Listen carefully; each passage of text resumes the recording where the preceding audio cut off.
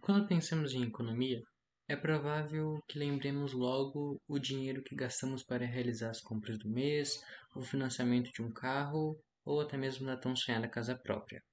Contudo, a economia não se trata somente disso. Esse pensamento enraizado em nossas mentes se deve principalmente à falta de ensino das escolas nessa área.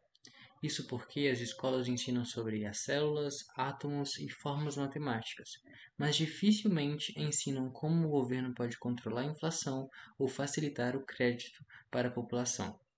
Na realidade, a economia não é só sobre o dinheiro, como moeda de troca, mas sim uma ciência que estuda o conjunto de atividades desenvolvidas pelo ser humano com o intuito de produzir, consumir e distribuir bens que são essenciais para a existência humana e para a sua melhoria de qualidade de vida. Portanto, a economia tem a ver com dinheiro, mas também com a produção e com o consumo. Além disso, vale ressaltar que essa ciência é multidisciplinar, na medida em que estuda a produção e consumo da imensa variedade de bens e serviços existentes, os quais envolvem concepções inerentes a outras ciências como as da agronomia, da engenharia, da educação, da saúde, nutrição, política, entre diversas outras. A ciência econômica possui diversas correntes e divisões. Do ponto de vista da corrente neoclássica, a economia é estudada em dois níveis: a microeconomia e a macroeconomia. A microeconomia é o ramo da ciência econômica que estuda a formação de preços, a principal variável que orienta a alocação de recursos no contexto das economias capitalistas. Discute a funcionalidade do mercado para garantir a organização e distribuição eficientes dos recursos escassos. Sua unidade de análise são os mercados específicos, examinando o comportamento e a interação dos agentes, consumidores e produtores. A macroeconomia é o ramo da ciência econômica que estuda o comportamento da economia como um todo, tendo como focos o produto, o emprego, a inflação e o comércio internacional. É o campo que embasa a atuação do Estado em suas três funções fundamentais: alocativa, distributiva e estabilizadora. Anteriormente, falamos que dificilmente as escolas ensinam sobre esse assunto ou incentivam sua discussão. Contudo, o presente vídeo é fruto de um trabalho escolar realizado pelos alunos do curso Técnico de Química da Escola Sandoval Soares de Azevedo, durante as aulas de DSLP, que é uma metodologia criada pelo educador Reinaldo Domingos para disseminar a educação financeira no Brasil e no mundo. As aulas são ministradas pelo nosso professor Hugo Carvalho, que propôs o presente trabalho. Como o objetivo do nosso trabalho é falar sobre inflação, desinflação e outros termos econômicos que costumamos ouvir ou ler apenas em debates presidenciais ou matérias de jornais, vamos dar prosseguimento. O primeiro passo para entender esses termos é compreender individualmente cada conceito.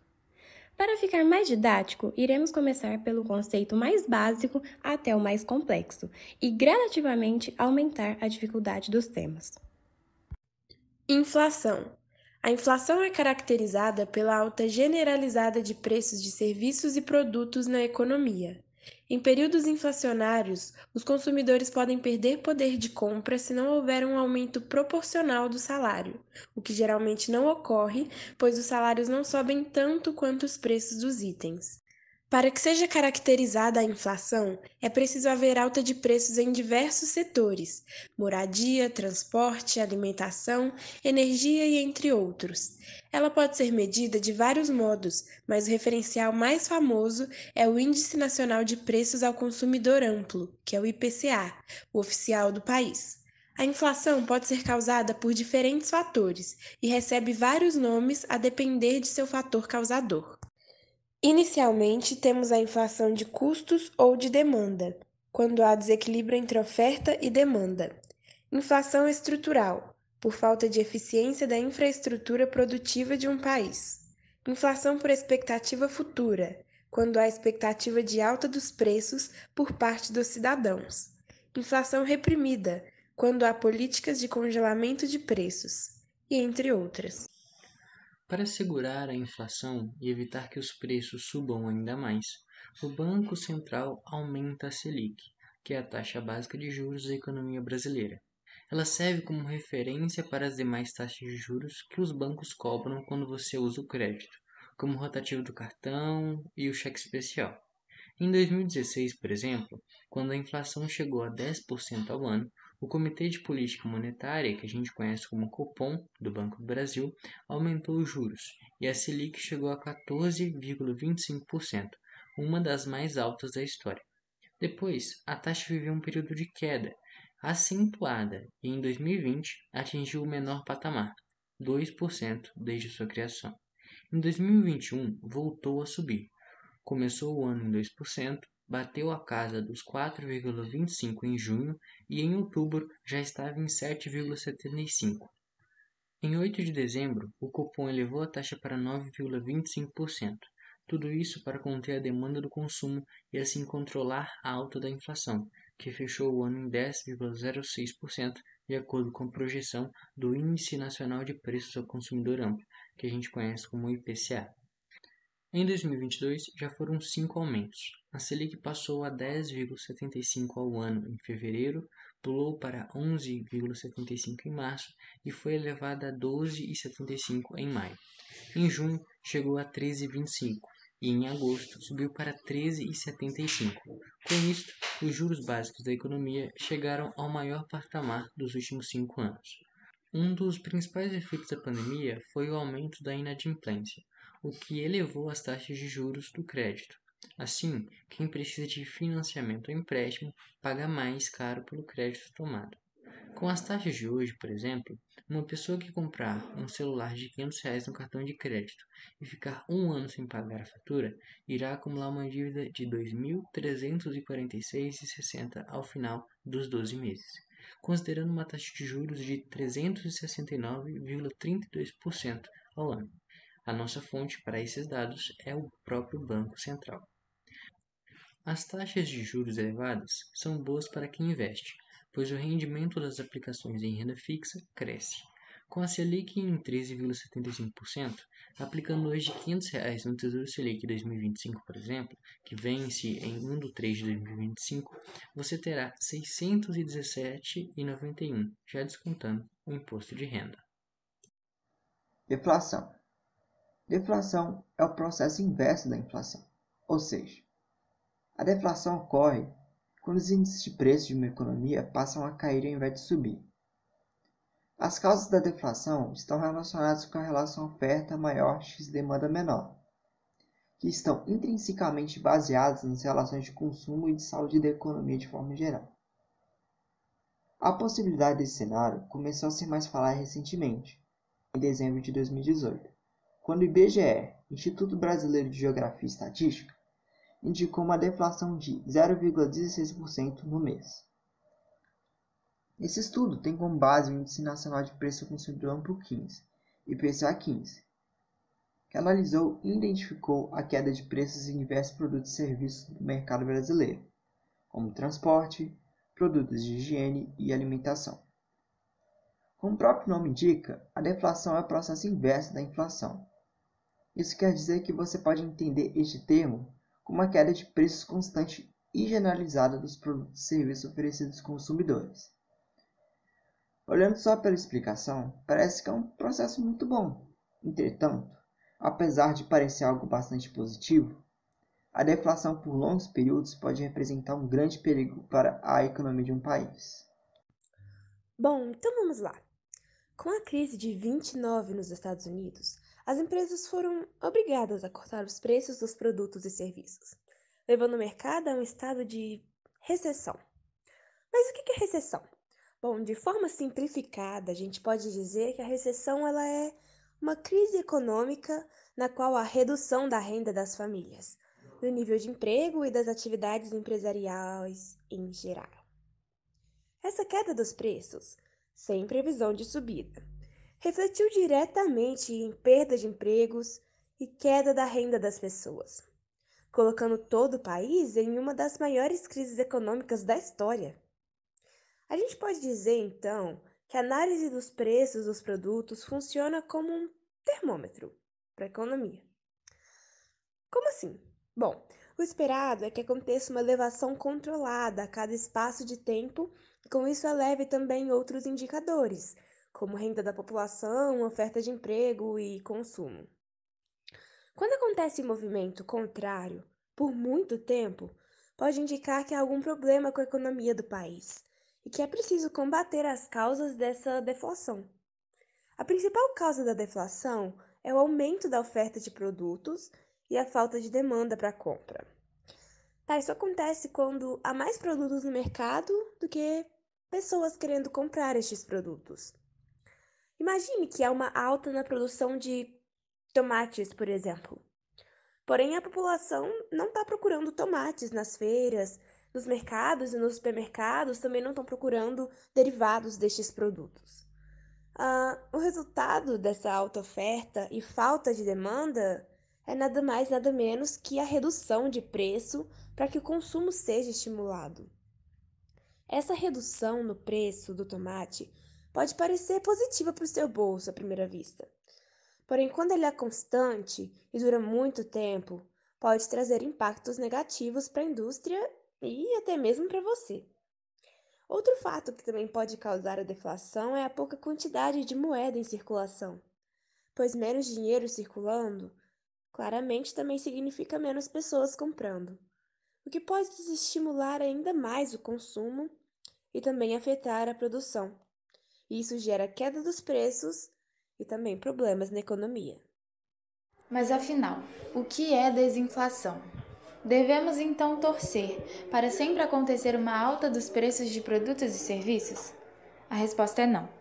O ideal é que aconteça o que chamamos de desinflação, que é o processo da diminuição da inflação, ou seja, quando ocorre uma subida dos preços, mas menor do que é esperado. Imagine que você mensalmente vai ao mercado e encontra os tomates com preços 20% mais altos em janeiro do que o valor do mês anterior. Entretanto, um mês depois, nota que o preço subiu 10% em fevereiro e que em março houve alta de 5%. Está caracterizada uma situação de desinflação. Dessa forma, enquanto na deflação a gente encontra um movimento de queda de preços, na desinflação o movimento é de subida, porém um percentual menor do que era apresentado ou esperado para determinado período. Você pode perceber que a inflação é usada como referência para a definição dos outros termos. Por isso, precisamos ter certeza que você sabe o que ela significa. Estagflação. O termo estagflação foi cunhada em 1965 por Ian MacLeod, um político britânico que utilizou a palavra ao falar sobre a economia do Reino Unido na época. A expressão vem da junção das palavras estagnação e inflação. Basicamente, isso ocorre quando um país passa por uma alta acelerada de preços, em meio a uma queda de atividade econômica. A combinação de inflação em alta, desaceleração da atividade e aumento do desemprego é extremamente preocupante para a economia de um país. Quando isso acontece, o trabalho dos governos e dos bancos centrais para encontrar o equilíbrio fica muito mais difícil, pois eles são os responsáveis por impulsionar a economia e preservar o poder de compra da população.